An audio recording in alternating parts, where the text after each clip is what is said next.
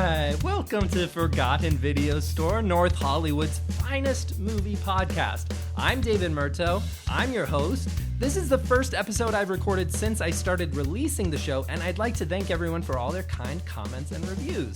I would not like to thank the actual Forgotten Video Store in North Hollywood who sent me a cease and desist for using their name. That is not cool. I've been coming to your store for years and I thought that we were like friends, and I thought this podcast was like a mutually beneficial type thing. So hopefully we can settle this amicably. On this show, I talk about movies that aren't available to stream anywhere and movies that the listener has never seen. And my guest this time is Cole Geryak. Cole, welcome. Hello, thank you for having me. Very excited to be here. Sorry about your legal troubles that you're dealing with, but hopefully I've had legal troubles before. I'll get through it. Yeah, it'll get fixed soon enough, I hope.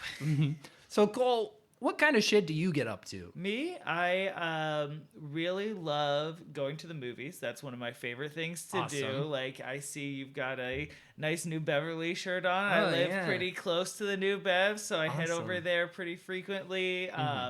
That's probably my favorite activity that I love to get up to. I also love theme parks, going to Disneyland, Universal, all of that kind of jazz.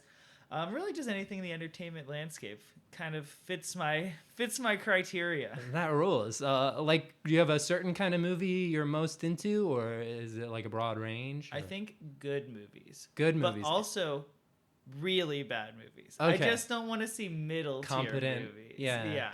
I either want it to be really good or, like I kind of thought for today's, really bad. Okay, sure. That's great. Yeah, so the movie you picked this time is called Closet. It's from 2007. It's an animated movie produced by the Weinstein Company, which had released a few animated movies, including Hoodwinked and Dougal, but this was the first one that they produced in-house.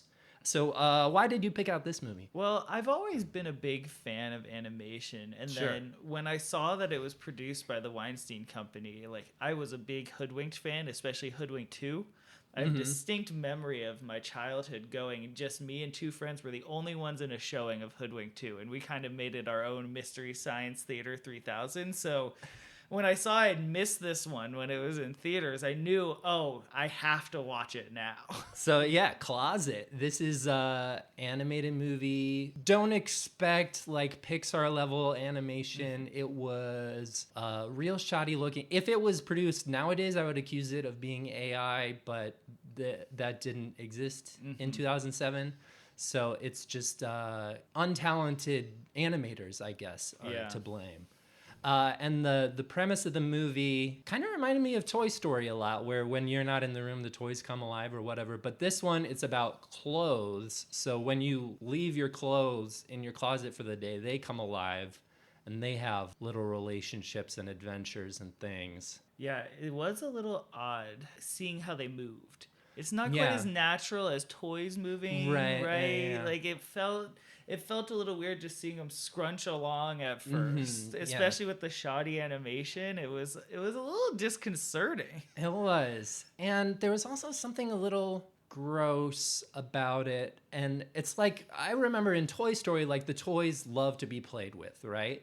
And in this movie, the clothes love to be worn, but the way they talk about it really rubbed me the wrong way. They belong to this couple the couple is named Brad and Angelina, which this would have been a couple years after Mr. and Mrs. Smith, so like that, I guess they were in the zeitgeist. Yeah, they really rolled with that and kind of like implied a little bit that maybe it could be them. But it didn't seem like it didn't sound like them when you heard them talking, and it didn't look like them from anything I could see, but you don't really see their faces much like kind of like Charlie Brown, where you don't see the adults. You don't really see much of the human characters in this movie. But the way that like Brad's shirts like talking about it is like, ooh, I want to get worn. Like I can't wait to have him inside me.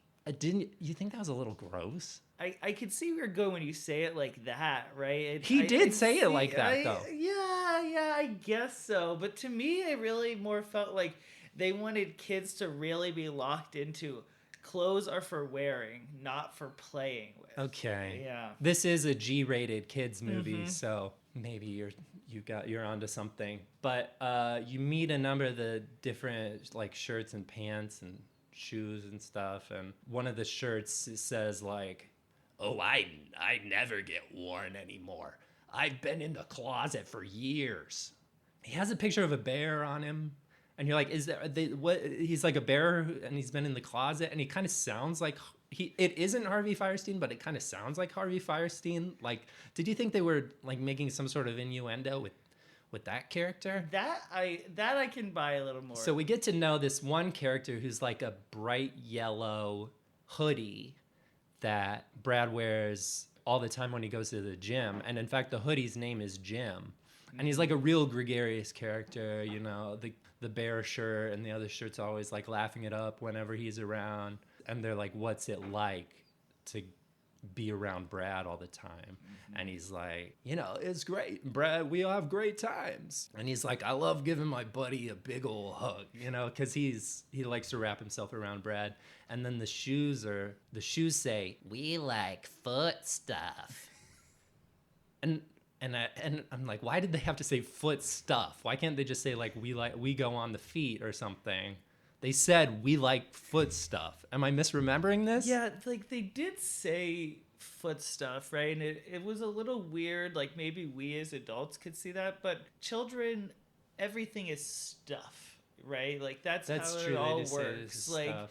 Yeah, I mean, you have a young son. I'm sure everything he sees is hand stuff, head stuff, foot stuff. That's just how the young mind works. So they probably didn't even see it that way. I have the mind of a child, so for me it just went right over my head, you know? Okay. But anyway, so we get to know Jim. He's the popular guy. And then one day we hear the voices of two of the human characters in the bedroom. Brad specifically says Angelina is not going to be back till late. So you know the woman is not Angelina, but it's another woman in his bedroom.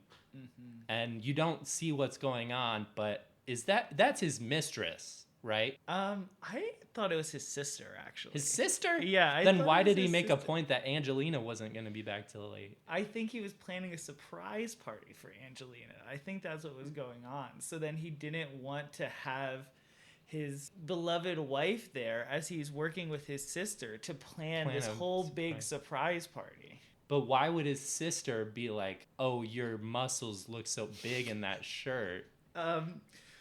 It was because at this party, he was going to be dressed as Hercules. Oh, right. He was going to be dressed as Hercules at the party, and so he had put on this big muscle suit underneath, and she was really just trying to make sure that he looked good in it. We see like his silhouette a little bit, and he does look good in it. But then at the end of this there's like kind of elliptical editing thing when he and the woman you're calling his sister kind of get closer together, and then there's like a fade out. Then she reaches into the closet and pulls out Jim, the hoodie, and puts him on. And so Jim's like, "Ooh, I've never felt this before." Which we don't even need to get into that. But then she walks out with Jim. Then there's some more shenanigans there. The clothes are like making fun of each other. And like the closet, we learn like the closet clothes have a rivalry with like the dresser drawer clothes. And they're like, "Oh, the underpants are stinky," you know, and that's like potty humor for the kids or whatever. They have stains or whatever. And the underwear go, "You think we have stains? You should see the socks." Which, I mean, that's gross. It's obviously because Brad just walks outside all the time with his socks on. His mom never told him when he was younger, "No, don't go outside with your socks on, only your socks on." So those stains have to just be from gallivanting around their yard, and they have a dog there who poops all the time, and he just steps in the poop sometimes. Yeah, Brad's a little bit of a mess. He's a messy boy. Yeah. But then Gym Day rolls around again, and Brad goes to the closet and is like, "Oh, where's my hoodie? Ah, dang. Jenny has it. I'm not going to see that again." He picks out a different sweatshirt and leaves, and the clothes are like, "What does he mean we're not going to see that again?" That was a pretty haunting moment. This is another reason I think maybe it was supposed to be his mistress and like they called it off or something, because like he would eventually see his sister again, right? Yeah, you would think so, but then it really took a left turn because I interpreted it as she had died in a car accident. There were several mentions of car accidents. So. There were. You did hear a giant crash at one point. And then that's why Brad had to go outside with his socks on, too. It just was, right. He was just so frazzled by the moment. I think it happened right after she left. With the hoodie. Yeah. Oh, yeah. So the clothes in the closet are worried they're not going to see Jim again, their beloved hoodie. So they kind of get a crew together to search for him. So there's a pair of shoes, lefty and righty. Mm-hmm. There's Bear, we mentioned the T-shirt with Bear on it, and there's a guy who goes by Slacks. He's some sort of pair of pants. I liked him. He was cool. He was cool, yeah. He's like the slick one. So they're like, we gotta find a way to track down Jim. But before they head out, there's like this character who's like a wise old sports coat. Mm-hmm. And he's like, the rules of our kind say that humans must never know we're alive. Like this kind of stuff, right? It's like a little exposition-y that I feel like we didn't need. Like you watch Toy Story, you just get it, you know? 100%. You just, so maybe they didn't need this, but it's to remind like our heroes, like they can't just walk out the door or, you know, slither out the door because they're like scrunch up and slither. It's real creepy. So they have to somehow convince the world that they're a human. And there's a weird little scene where Brad and Angelina are like fighting, and Brad is getting real aggressive, and Angelina like sends him to spend the night on the couch. And so it's just Angelina in bed, and the clothes like slither out. They go to the medicine cabinet and they take a bunch of Benadryl and they like smash it up and they feed it to Angelina. It's real dark. I'm like, shouldn't be teaching kids how to do this in a kids movie. But she's like, okay, she's not waking up anytime soon. Then they kind of slither on her body and they use their own power. So she's wearing the Bear T-shirt, the slacks, and lefty and righty the shoes, which are like Adidas Sambas. Yeah. They're real cool, kind of beat up looking. And they like pull her up. And so they're walking around like basically puppeting a human being who is passed out. Yeah, it was a real kind of Weekend at Bernie's moment, I feel like. Where like they just didn't need the two other people to support because they have these magical powers that allow them to really just take over a human's body. It really, when you think about it, it's a little dark, especially for a kid's movie, but I think that they were really trying to warn all these kids, like, don't let your clothes take control of you. You know, consumerism is becoming a problem in this world, and like, you need to make sure that you treat your clothes with love, right? And get clothes that are good quality clothes, not ones that are going to take clothes, you over. Yeah. When I was in middle school, kids were like, clothes was like a big status thing, like Abercrombie, whatever. Like, definitely there was a lot of like stereotypical judgment about clothes. Yeah. And my niece's generation, she's 16, do not give a shit about what people wear. They wear like whatever they find. So I think that's like a cultural shift that happens, and you're kind of like somewhere right between me and her, I feel like. So when you were in school, was it like the popular kids wore the popular brands type of stuff? Well, I went to a Catholic school where we had uniforms. Oh, cool. So everyone was in the same brands as each other. Right, yeah. I do think that was a little bit of a thing with people of my generation, but I mean, this movie, though, is right there. I think is 07, yeah, I think it inspired this younger generation as they saw it going through the years to really be more mindful of clothes or what you make of them. I think it maybe inspired people to be afraid of clothes. That's true. So then they didn't want to get these fancy clothes. I keep comparing it to Toy Story, but it is clearly like a ripoff of Toy Story, right? Yeah. In many ways. But in Toy Story, it makes you love your toys, cherish them even more. You watch Closet, you're going to be freaked out by your clothes. Yeah. You're not going to trust your clothes. You're going to become a nudist, possibly. There was a spike in nudism after this movie came out. Is that true? Yeah, so I do think that... But causality does... I mean... Yeah, correlation is not causation, so I guess that it's not fully because of that, but there's certainly an eerie coincidence there. So the clothes like take her down to the subway and like they don't know how to drive, so they have to take the subway, right? Right, yeah. And then the whole time like the bear character is like, I haven't seen this in years. Like, this isn't how the neighborhood used to look. Because he's been in the closet for years. They get down to the subway and the slacks are like, we have to try to play it cool. Because we don't want to stick out as being strange. Mm-hmm. People get suspicious. And they get on the subway, and the gag is like they're like the 8th strangest person on the subway. It was pretty great when that happened. Like, you're there and you see the funkiest clothes. Like, but then what's really weird is all of the people on the subway they just start kind of falling asleep. So then the clothes are coming to life on everybody's bodies, and then they're all chatting with each other through the subway, having somehow magically put all of their owners to sleep. It was a real eerie scene. Yeah, it is the middle of the night, so maybe that's part of it. Yeah. But then, like, not only do they talk about the clothes, like, get all the people on the subway, the tweakers, the businessmen, the prostitutes, they're all standing up and they start dancing to Nelly Furtado's Promiscuous. It was a little odd when that happened. A little odd. Like, there's no other way to take that. It's Promiscuous is the title of the song.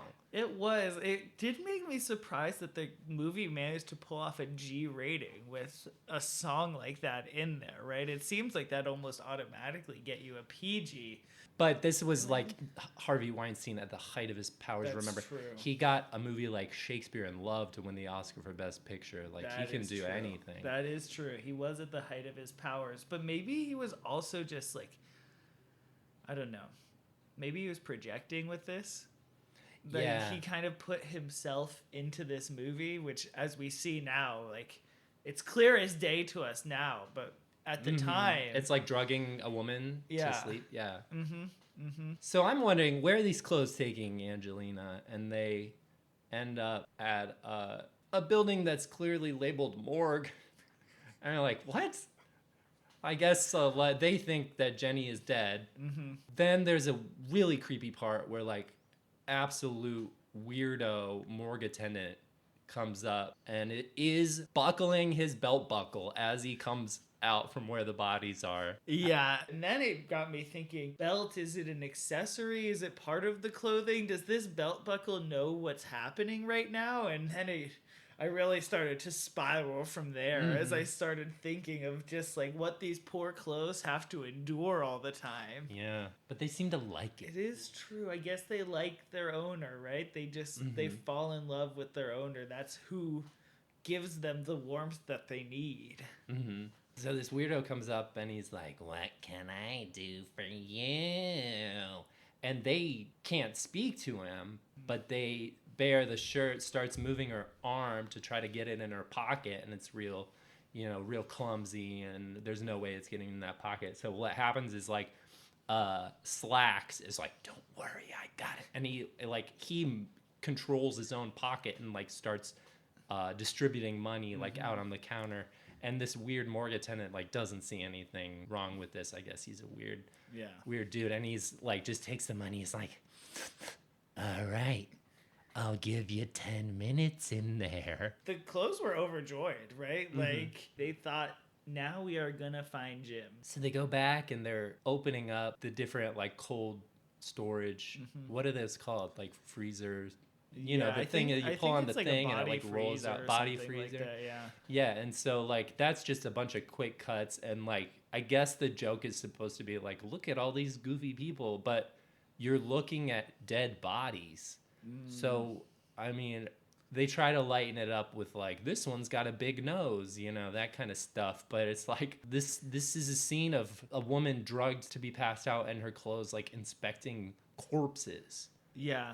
You still see it through the lighthearted innocence of these clothes, right? They don't know what a dead person is. They've only ever lived to be part of Brad's wardrobe because they...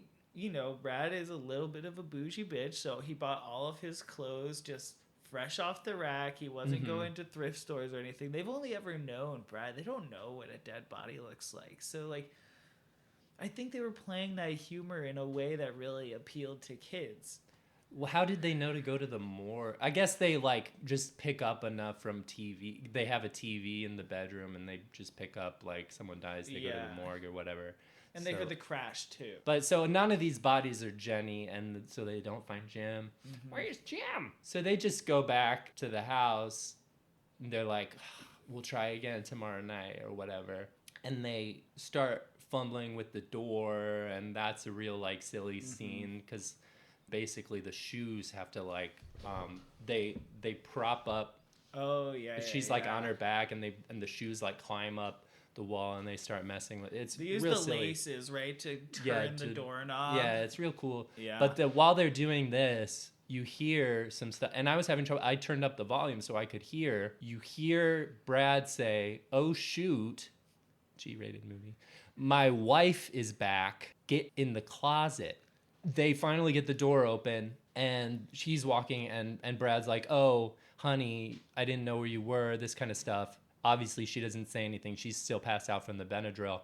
And he's like, "Oh, I guess you're still not talking to me." They deposit Angelina back on the bed. Yeah. They slither off her. But as they're going towards the closet, they hear someone in there. And they know they can't go back in because they can't reveal themselves to a human being. Yes, so yes. They hide under the bed. Yeah. Until morning. Until Angelina and Brad. And Angelina wakes up and she's like, "I have the worst headache." She's so grogged out. But she seems to have made up with Brad, and so they're cool now. But when the clothes get back in the closet, the rest of their friends are saying, "He was here, he was here." Jim was back on that woman. And Hank, the handkerchief, jumped into his pocket. And so he's going to find out where they went. He's going to come back and tell us. While Angelina and Brad are at work, Hank, the handkerchief, starts tapping at the window. Tap, tap, tap. And they let him in. The clothes let him in. They're like, "Hank, what'd you see? What'd you see?" And he's like, I went with Jim. I know where Jenny's place is, but we got a bigger problem. I was trying to get Jim to come back with me, and he says, "No, I'm with Jenny now."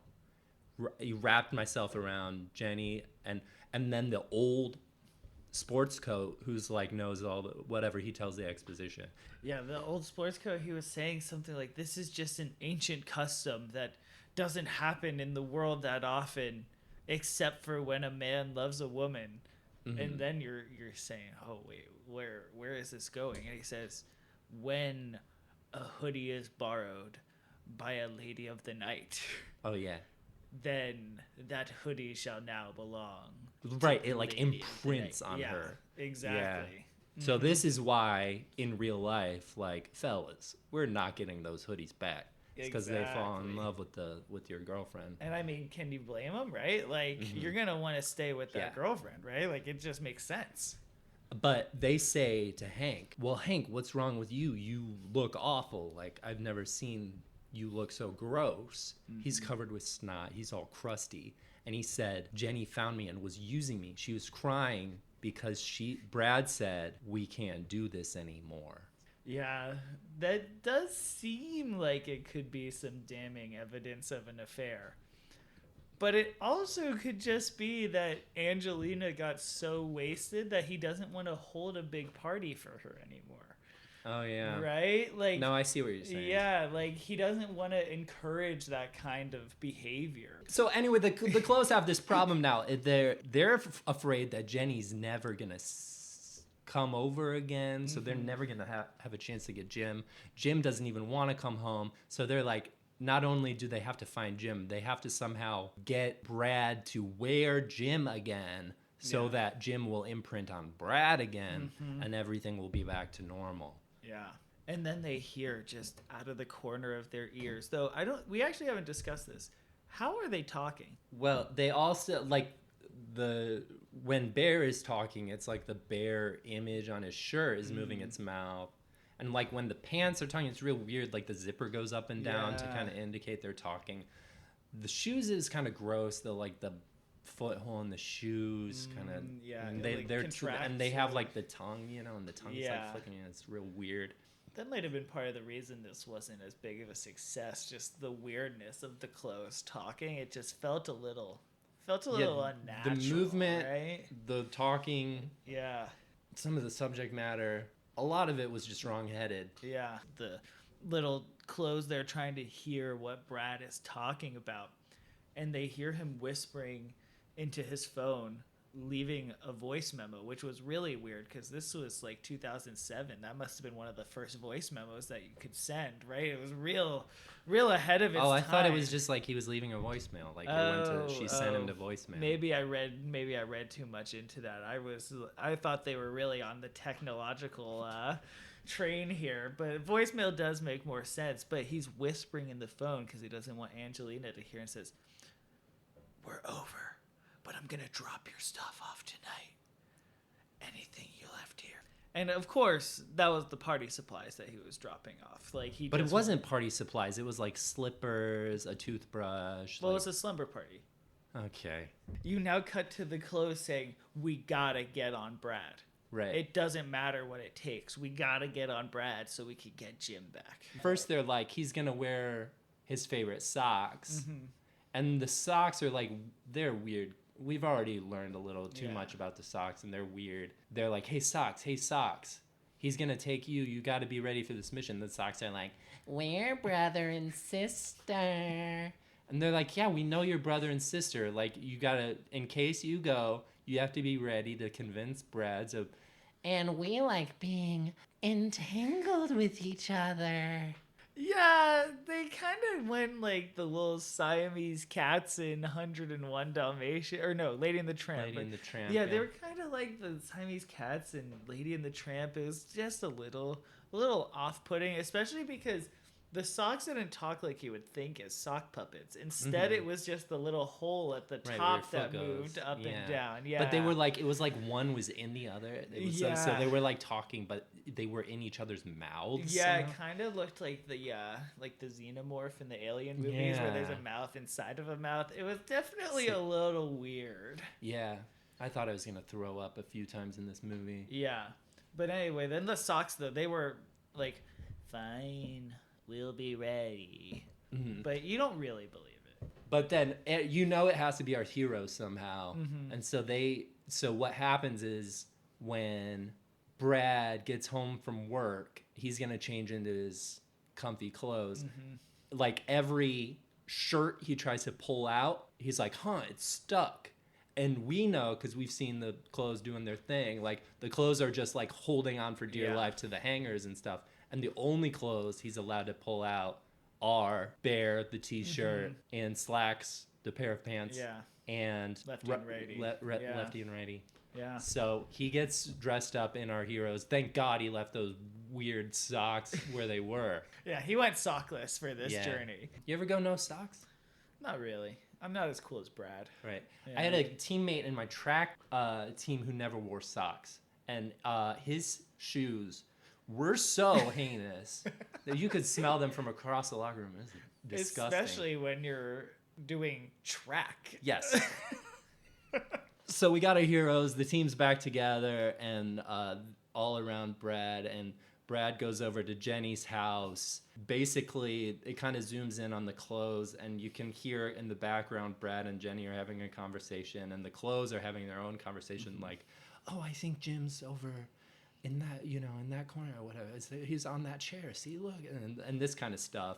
And so they're getting ready to go have it out with Jim, convince him to jump back on Brad. When Brad starts removing his clothes, and they end up on the floor, and I'm like, there's no other way to take this. What's going on with Brad and Jenny, right? Well, you did hear Jenny saying, "Don't worry, I'm a doctor." So she was just, I think at least, checking some kind of rash that Brad had that had erupted from all the stress of these past couple of days. Should he have gone to a real doctor? Probably, but like, it's his sister. Like, he was already over there to deliver the supplies. He might as well get his rash checked. But the way he said, like, oh, do you need to run any tests on me, doctor? Like, why'd they have the actor deliver the line that way? The doctor, right? Like, she might have to run tests, but can't do that right now. So that's why he had to say it so weird, because so like she doesn't just have the testing stuff at her apartment, right? That's true. Yeah. So the clothes sneak over and they like are doing their weird slithered bunch up and a bunch thing, and they get over to Jim, and they're like, Jim, we're here. And he's like, no, I'm with Jenny now. I'm not going anywhere. And they're like, I thought we were friends. Did all those years together in the closet mean nothing to you? And he's like, you don't understand. I love Jenny. And so they're like, this isn't going to work unless we can get Brad back in this hoodie. What Bear does is he like connects himself, like goes inside Jim. And he's like, because then Brad will have to put Jim on if he wants to wear a shirt. And then Bear says, I've never been inside another man. I think it's just because he's only been outside of men. He's never been inside of a man. That's true. Yeah. He is. Yeah, that's true. And he's been in the closet so long that it was before Brad would wear jackets consistently. So Brad and Jenny finish up with whatever they were doing, and Brad he puts on slacks, he puts on lefty and righty the shoes, and then he goes to take Bear the shirt, and Bear is not letting go of Jim. And then you hear Brad, oh, is this my hoodie? And and Jenny's like, oh, you said I could have it. Brad is ready to leave without the hoodie. Jim the hoodie wants to stay with Jenny. Jenny wants to keep Jim the hoodie. But Bear, the t-shirt, says to his friends, like kind of sort of voce, so the humans can't hear, it's like, I know what I have to do. Mm-hmm. Poor Bear. He realizes the only way that Jim can go back is if he ends his life himself by getting torn, as Brad is trying to just take Bear out of Jim. Yeah, he like rips himself apart. And you hear the kind of life go out of him, like...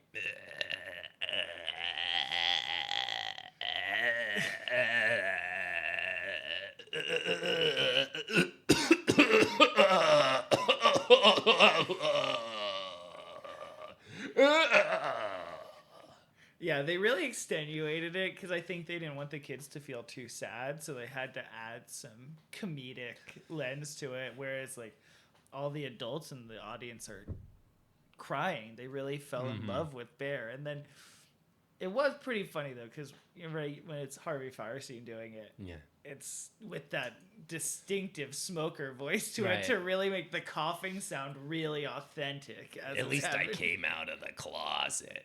Yeah, good for him. Yeah, good for him. You felt sad, but I mean, Bear had seen better days. It was probably his old time, so at least he was gonna get put in the Goodwill bag. Exactly. So at least he got to go out. Which we forgot to mention, the Goodwill bag, which is they treat it like it's a prison, basically. Yeah. Like the Goodwill bag lives in the closet, but they don't associate really with the Goodwill. And they have no idea where it goes, right? Like, they just know that stuff that goes in the Goodwill bag never comes back. Mm-hmm. But anyway, so back with Brad and Jenny, Brad says like, oh shit. I mean, he says, oh shoot, my shirt ripped. Look, I need to take my hoodie back. Sorry, whatever. And she's like, fine, whatever. He puts on the hoodie, and you think like the imprint thing is going to happen. But Jim is not ready to leave Jenny. Mm-hmm. He's really fallen hard for this broad. So he's starts slithering like off as Brad is trying to put him on. And Brad's like, what's going on? Like, my clothes are this is so weird. Yeah. And then Jim, he kind of swings the hood around to look directly in Brad's face. And he says, I'm not going anywhere, Brad. I'm staying with Jenny. And Brad and Jenny start screaming. Yeah. What the heck is going on? What kind of hoodie is that? And then Brad's fly on Slack starts going, Jim, you kooky hoodie. You know we're not allowed to talk in front of that. And the shoes start flapping their tongues around. You can't really understand what they're saying because basically they have feet in their mouths. But all the clothes are freaking out. Jenny's clothes start talking like, "You've broken the one rule of clothes." Then the clothes, basically what happens is they can't let this get out. Yeah, it gets dark. Yeah, so they have to murder Brad and Jenny. Yeah, it was pretty brutal of a scene. The Slacks took themselves off of Brad and just started strangling him. Of course, it's off scene because off screen. They needed to get a G rating, right? So it's all about the implication of it. But you just see this little flap of pants right on the corner of the screen. Right, and you hear Brad's voice. And then there's like a fade out, fade in, and basically it's Jenny's apartment, but it's all run by clothes.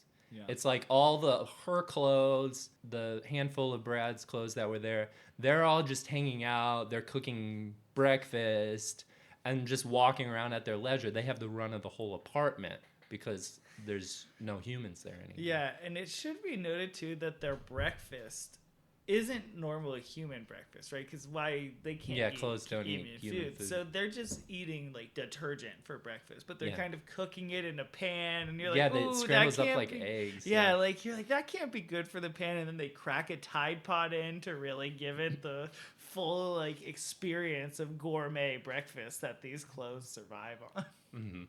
But so it's supposed to be, I guess, a happy ending because it's like the clothes can live their own life now. But we've seen the death of two human beings in one beloved shirt. Yeah. That's how the movie wraps up. And basically, I'm thinking, like, I'm never going to let my son see this movie. It was disgusting.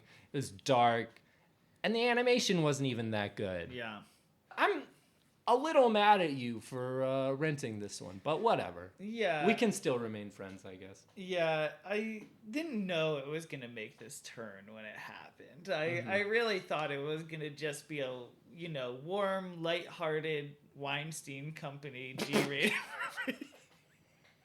And, they're just known for family entertainment, stuff that the whole gang can come around. So I think they really misled us with that G rating. Like, I can see why you don't want to show your son this movie. Like, I think that's a fair take to have. Thank you. So, yeah, that's Closet. It was good, but we did forget about the post-credit scene. Oh, yeah, I was in the bathroom for that. Yeah. I often miss the post-credit scenes. Yeah, so what happened was we didn't get that resolution on Angelina, right? Like, we were like, oh, what is she up to? Now, suddenly, what happened? Her husband is dead. Like, her husband's either sister or lover has also disappeared. They're in the same room. It really, makes it weird. But then you hear her clothes whispering to her in the background, and it cuts to black. Freakish. Yeah. But yeah, this movie was not a hit. It was gross. Left a bad taste in my mouth. Like I was eating detergent. Was not my favorite movie, but I like that they took a risk. It was a big swing. I don't know if they hit a home run or even a single. They probably hit an out. But, I admire them for taking a swing. That's really what the Weinstein Company Fair enough. Yeah, it's better than just recycling the same superhero movie over and over, or like Disney remaking the same movies again and again. No. Yeah. Give me Closet. You're right. I like it now.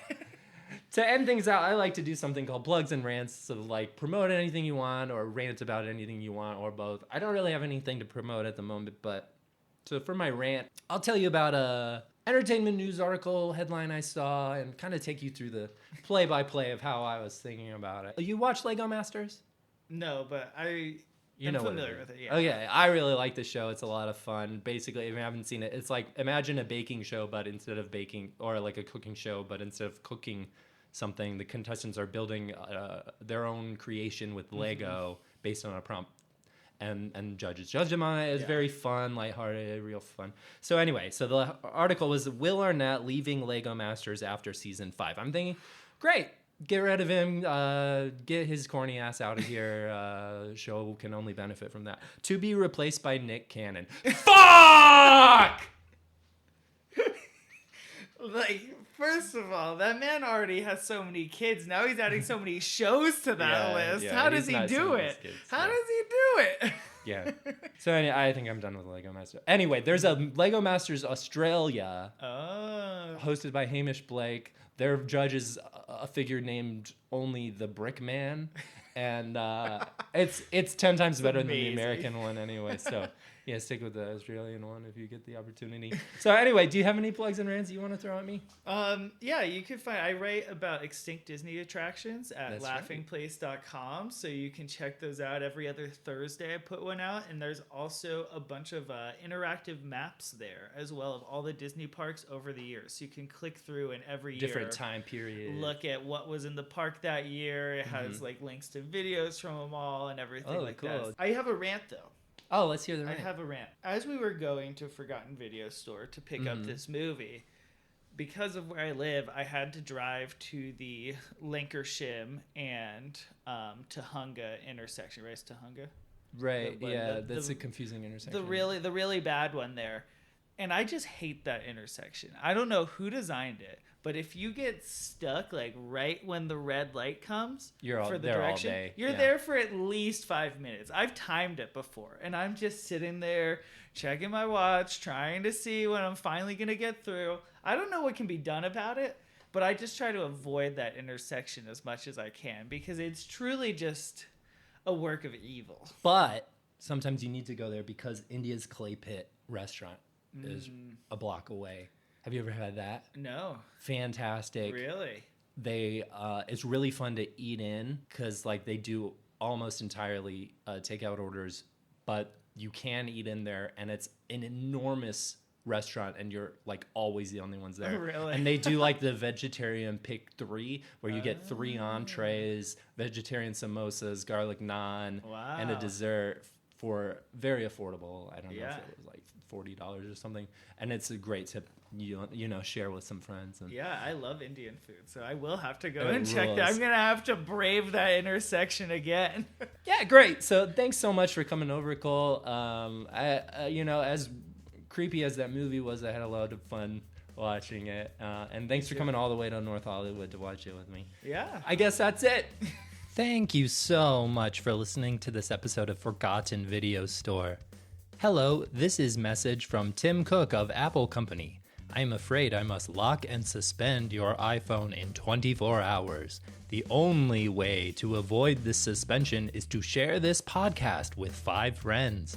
If you do not share this podcast, we will make your iPhone useless. You're going to want to listen next week because I'm inviting on a writer, producer, actor onto the show to discuss possibly the greatest action movie of all time. Intro and outro music is Funky Energy Loop by Kevin MacLeod, Incompetech.com, licensed under Creative Commons by Attribution 4.0. Okay, bye.